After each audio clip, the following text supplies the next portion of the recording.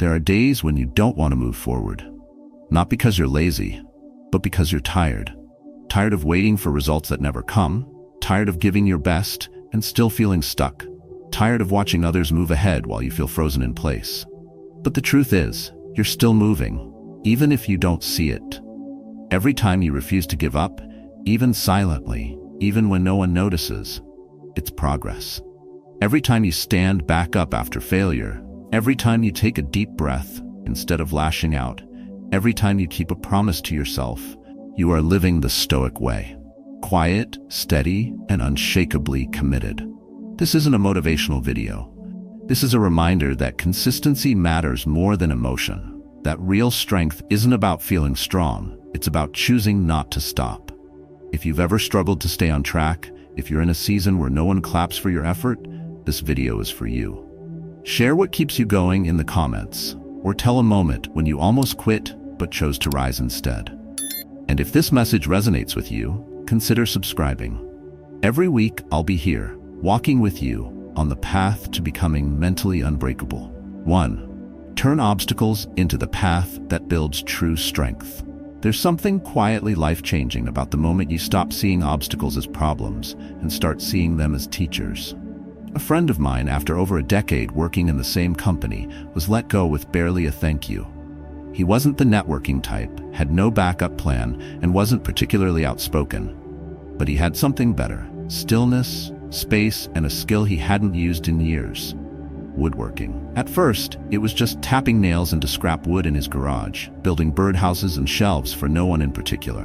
But each day, the rhythm of building gave him back something the layoff had stolen: momentum. Eventually, he began posting his work online. Orders trickled in, then doubled. 2 years later, he had more autonomy than he'd ever known, earning a steady income, setting his own hours, and creating value with his hands.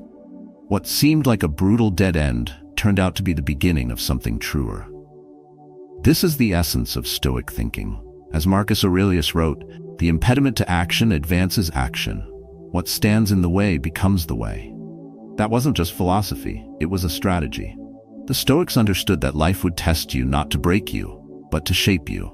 They didn't expect life to be smooth. In fact, they trusted that the path worth walking would never be frictionless. They didn't curse resistance, they leaned into it. The very presence of difficulty meant there was something to be discovered there, about the world, but more importantly, about themselves. In Stoic resilience habits, obstacles aren't the reason to stop. They're the reason to retrain your mind, refocus your energy, and rebuild your rhythm. We've all faced moments that felt like unfair endings. Being passed over for a job we desperately wanted, hearing harsh criticism that stung more than it should have, losing someone who we thought would never leave. These aren't just emotional wounds, they're psychological friction points, and how we respond to them determines whether we break down or break through. The Stoic doesn't ask, "Why is this happening to me?" They ask, "Where's the lesson? What strength is being invited from me right now?" There's a profound shift when we stop reacting emotionally and instead respond with a fall-forward mindset, where we learn not despite the pain, but through it. In everyday life, this shows up in subtle but powerful ways. You don't get that callback after an interview. What do? You pause, breathe, and refine your next step. You receive feedback that rattles your confidence. Do you hide from it or study it with clarity? When someone criticizes you publicly, do you respond with ego or remain centered, knowing their words say more about them than about you? These are the moments where character is forged, not in grand gestures, but in the quiet resolve to keep moving forward stoically, even when no one's watching. It's tempting to wish for an easier life, but the Stoics knew better. Wishing for ease is often a disguised wish to avoid growth. Because what really builds an unstoppable mindset isn't a smooth path, but the choice to walk steadily on uneven ground. The strength you seek is often buried inside the very thing you're trying to avoid. The job loss, the failure, the silence, the rejection. Not one of them is the end. They are the exact ground on which inner power is built. And when you stand on that ground, bruised but still moving, tired but still present, you realize something deep and quiet and liberating. The obstacle was never blocking your way. It was your way. 2. Take action without motivation to create real momentum. There's a quiet lie many of us believe without even noticing, that we need to feel ready before we begin. That motivation must show up first, like some unspoken permission slip from the universe. But the Stoics knew better. They understood that action isn't something you wait for, it's something you choose. Real progress doesn't come from bursts of energy or flashes of inspiration. It comes from motion. Even the smallest act done without excitement still carries the weight of commitment. Because momentum doesn't start with motivation. It starts with movement. I once lived next door to a woman named Linda. After losing her husband of 35 years, she spent months in silence, drifting through her days with no direction. One cold morning, I noticed her outside, sweeping leaves in her yard. The next morning, she did the same. She didn't look happy. She didn't look inspired, but she moved. And slowly those small gestures led her somewhere. A few weeks later, she joined a local gardening club. A few months after that, she began helping others in the neighborhood design backyard flower beds. She didn't wait for motivation. She didn't plan a breakthrough. She just took one small step and let it lead her. That's how real change happens. The Stoic doesn't rely on the weather of their emotions. They understand that motivation is fleeting, unreliable, subject to mood swings and mental noise. So instead of chasing a feeling, they choose a principle. They act from alignment, not adrenaline. Discipline over motivation is their mantra. They don't need fireworks to start the day. They only need a reason and a system that doesn't ask for permission. They take action even when the heart isn't in it, because they know the act itself is the remedy. Movement breaks inertia. Doing begins the healing. What you avoid emotionally, you can still touch physically by moving toward it. You know this feeling. You wake up, and the idea of working out seems exhausting. The kitchen's a mess, but you don't want to clean it. Your inbox is full, but the thought of answering emails just drains you. And yet, the Stoic response is not to debate or delay. It's to do something. Anything. Fold one shirt, wipe one counter, type one sentence. No overthinking, no bargaining, just movement. Because every time you act without waiting for the mood to be right, you train your mind to obey your values, not your feelings. You are building the ability to move forward even when it's uncomfortable. And that, more than anything, creates momentum. This is the secret to how to build an unstoppable mindset. It's not about hype or hustle. It's about direction, applied steadily, repeatedly, and quietly. The power of steady action doesn't begin with clarity. It begins with the decision to begin without it. One honest step cuts through all the fog. And once you're in motion, even slightly, your thinking sharpens. The weight of avoidance lifts, and slowly you shift. You begin to remember who you are. You begin to realize you never really lost your way. You just stopped walking. The Stoics practiced daily habits not for perfection, but for grounding. Morning rituals, short walks, moments of silence, all anchors.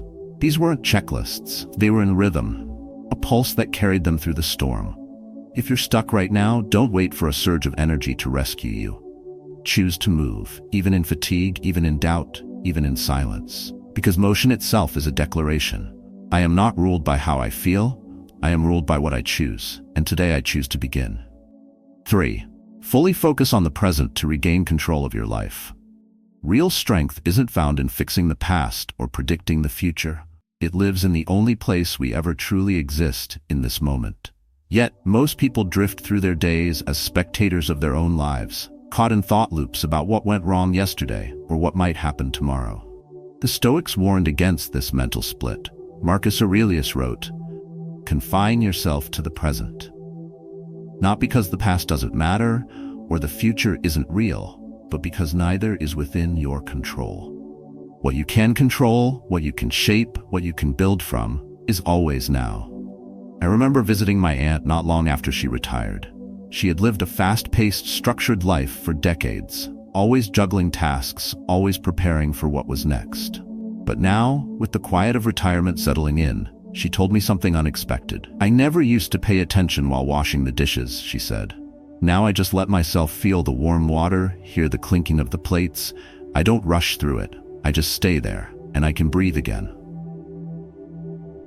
It wasn't profound, at least not outwardly, but in that stillness, in that full presence, She had found something most people miss in the noise of their routines.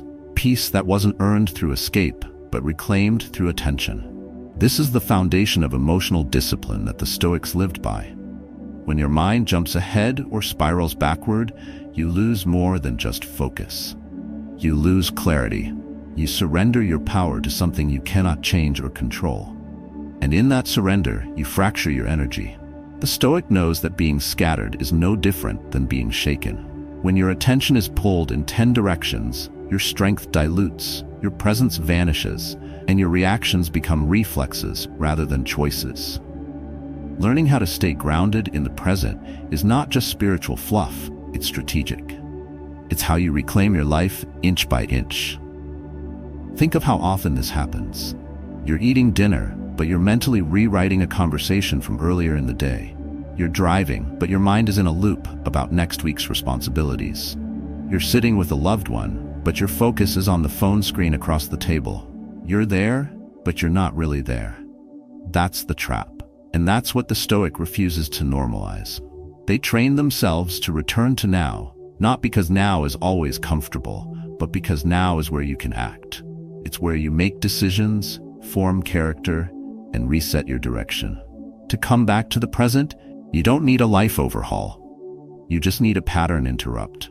That can be a deep breath, a question asked with full attention, the sound of a clock ticking, or the breeze brushing your arm. These aren't distractions from life, they are doorways into it. The daily Stoic motivation doesn't ask you to achieve more. It asks you to notice more, to actually see what you're touching, to hear what someone is really saying, to be in the conversation instead of already reacting to what you think they'll say next. Reclaiming your life starts with reclaiming your attention. Not all at once, but gently, consistently. That's the path toward clarity and composure. That's how to stay grounded when overwhelmed. When you stop rushing through every moment, you stop running from yourself. And in that stillness, you find a power no one else can give you or take from you. You begin to lead your own mind instead of being led by it. Because the only place where change begins, where action matters, and where meaning is made, is here. In this breath, in this step, in this moment. 4. Train daily discipline to win back inner freedom. Freedom doesn't come from doing whatever you want whenever you feel like it. It comes from doing what you choose, even when you don't feel like it. That's the kind of freedom the Stoics cultivated, and it's the kind most people overlook. Because it doesn't look glamorous, it looks quiet, ordinary, like showing up, like keeping a promise no one else hears, like saying no to the impulse and yes to the principle. That's what real discipline is, and that's why it's the foundation of a stable, self-led life. One of my younger cousins used to struggle with procrastination. He was working on his thesis, and every week he'd say he'd start tomorrow. But tomorrow never came. Days stretched into weeks. Excuses multiplied, and guilt settled in. Eventually, he made a simple deal with himself. Just 10 minutes a day. No perfection, no pressure. Just open the document and write anything for 10 minutes. At first, it didn't seem like much. But after 6 weeks, the thesis was done. Not because he was inspired, not because he found his flow, but because he trained the muscle of discipline in small, consistent doses. That's the kind of quiet power Stoicism teaches. You don't need to shout your effort. You don't need to advertise your growth. What matters is that you show up, even when no one else will ever know. Marcus Aurelius didn't write his meditations for an audience. He wrote them as reminders to himself to live with integrity and constancy. That's the heart of emotional self-discipline. You keep your word, not to impress others, but to protect your own alignment. You do what you said you'd do, not because it's convenient, but because it's who you are. In modern life, discipline shows up in small moments. You promise yourself you won't check your phone before 9 a.m. But by 7:10, your thumb is already scrolling. You tell yourself you'll go to bed by 10, but Netflix loads another episode, and you don't resist. These aren't failures of capability. There are gaps in commitment, and they matter, not because the habits themselves are grand, but because every broken promise to yourself chips away at your inner authority. When you live reactively, constantly pulled by urges or interruptions, you don't feel free. You feel scattered. You feel distant from your own power. But when you practice discipline, Even in micro decisions, you begin to win back that control. You don't need to overhaul your life in a single day. You just need to start anchoring to a system that reflects your values. The reason this matters is not just for productivity, it's for identity. Every discipline choice is a vote for the person you say you want to be. Every time you follow through, even when it's uncomfortable, you're teaching your brain to trust your intentions. That trust becomes resilience. That consistency becomes your compass. That self-respect becomes your freedom.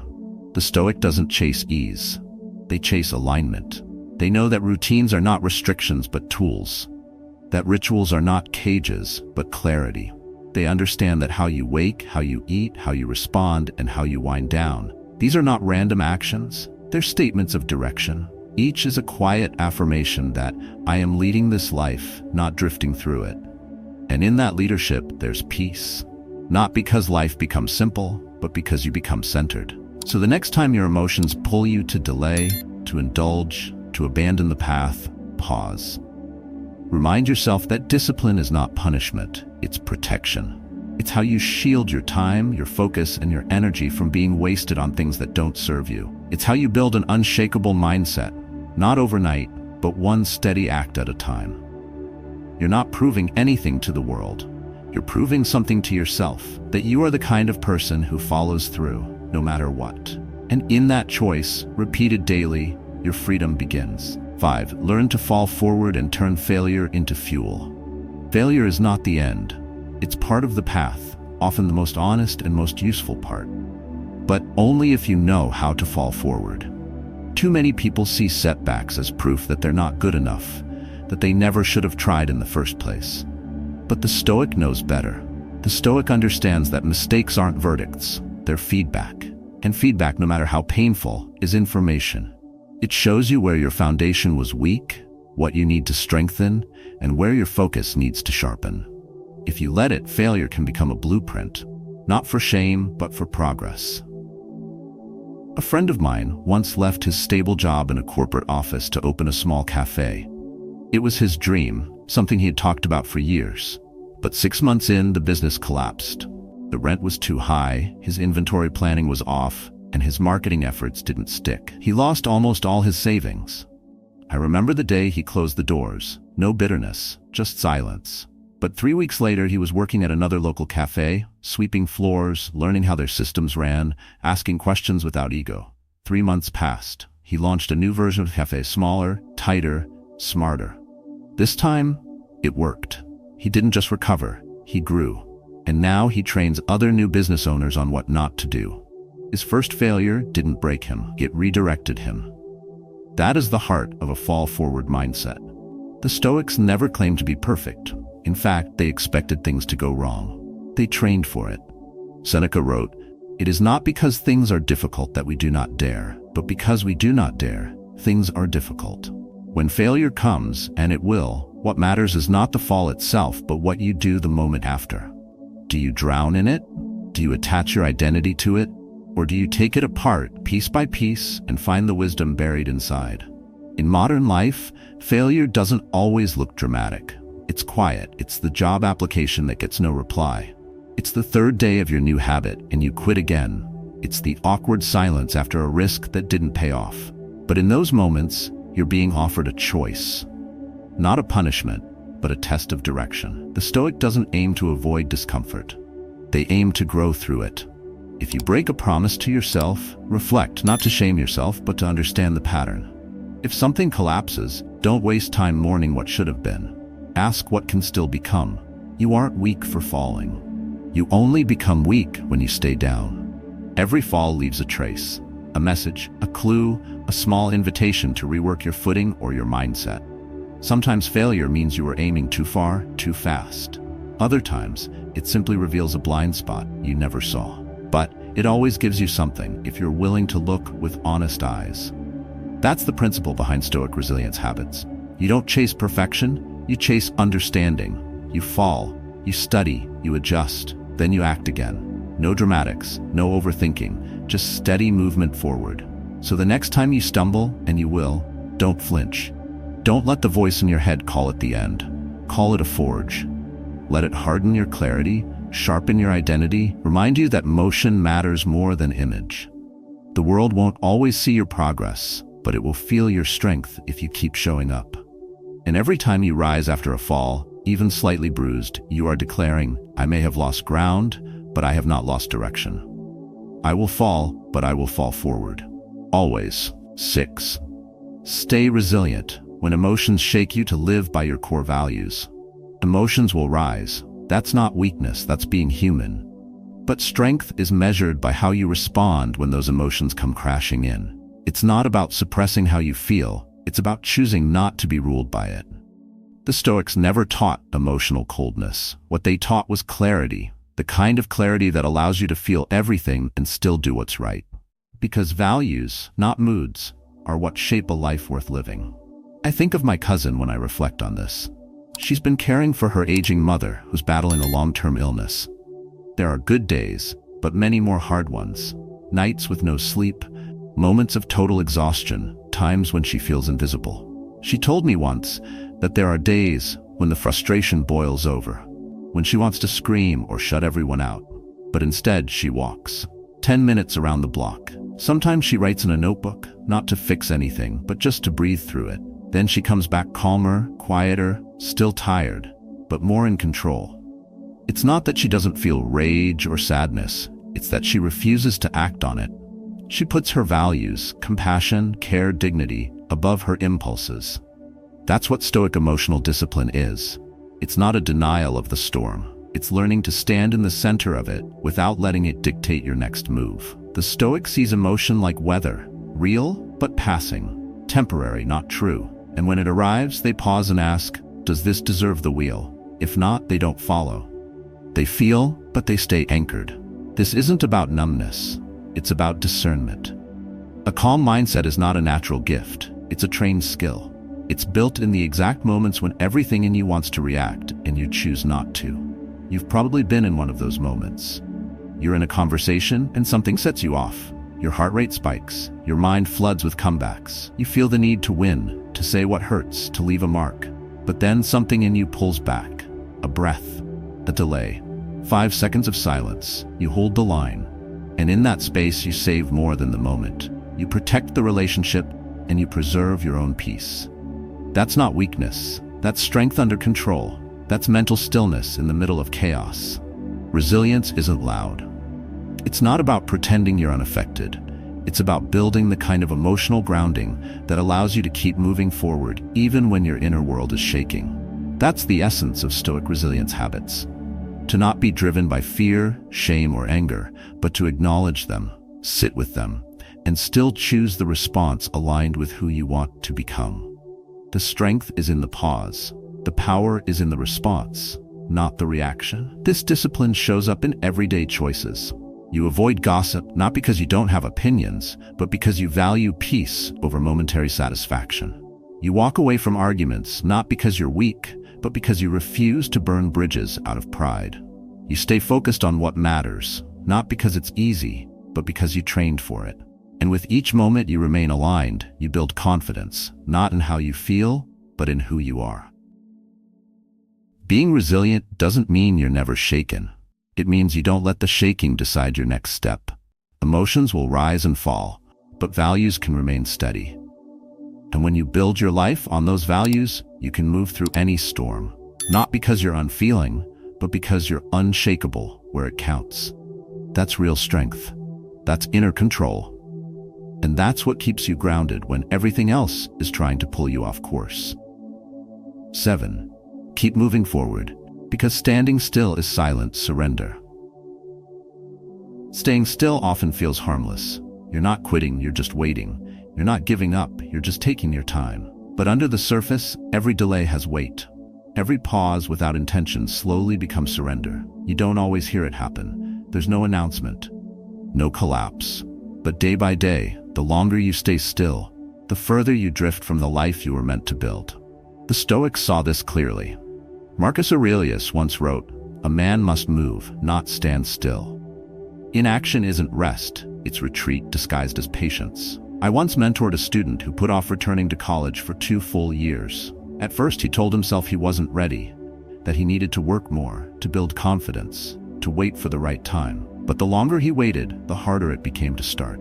Self-doubt crept in, then multiplied. The fear of failing became larger than the discomfort of doing nothing. Eventually, he decided to take one class. Just one. No pressure, no full schedule. That single step led to another, then another. His confidence didn't return before he acted. It returned because he acted. What changed wasn't the world around him. What changed was that he refused to keep standing still. This is what the Stoic understands. Life doesn't reward perfect timing, it rewards motion. Progress doesn't require certainty, it requires intention. When you stop moving forward, fear becomes the narrator. Every hesitation becomes a reason to avoid, every pause becomes a place to hide. And when fear leads, growth stops. The Stoic doesn't wait for the fog to lift, they step into it. Because they know that motion creates momentum. And even slow momentum is stronger than silent surrender. In daily life, this shows up more than we realize. You've been meaning to have that hard conversation, but keep putting it off.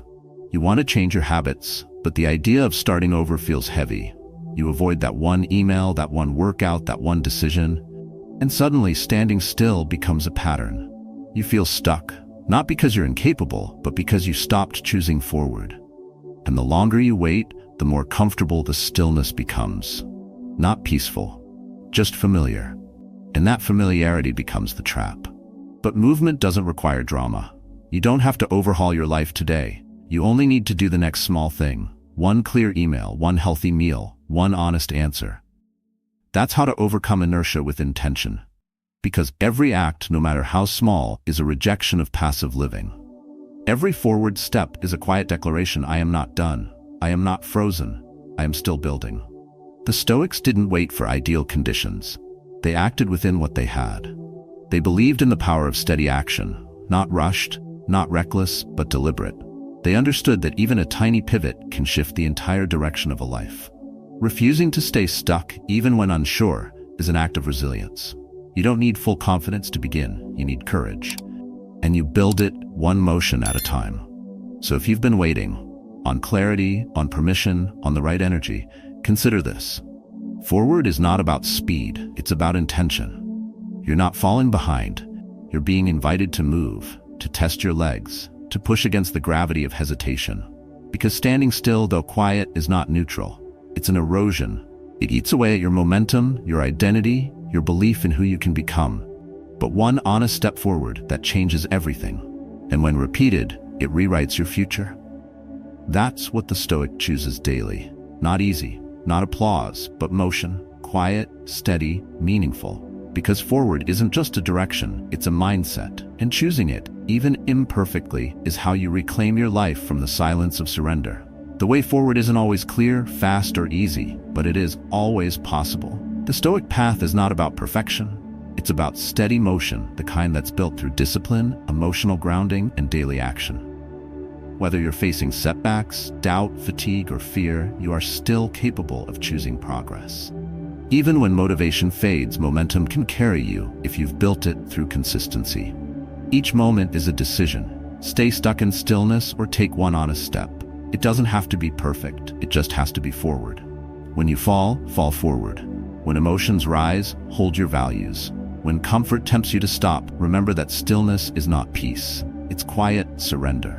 The Stoic understands that forward motion is not about speed. It's about direction, clarity, and the courage to continue even in uncertainty. You are not defined by what happens to you, but by how you respond and rebuild. Now I'd love to hear from you. What keeps you moving forward when things get heavy? Share your experience in the comments below. Let others learn from your journey. And if this message speaks to you, don't forget to like the video and subscribe. Your next step could inspire someone else to take theirs.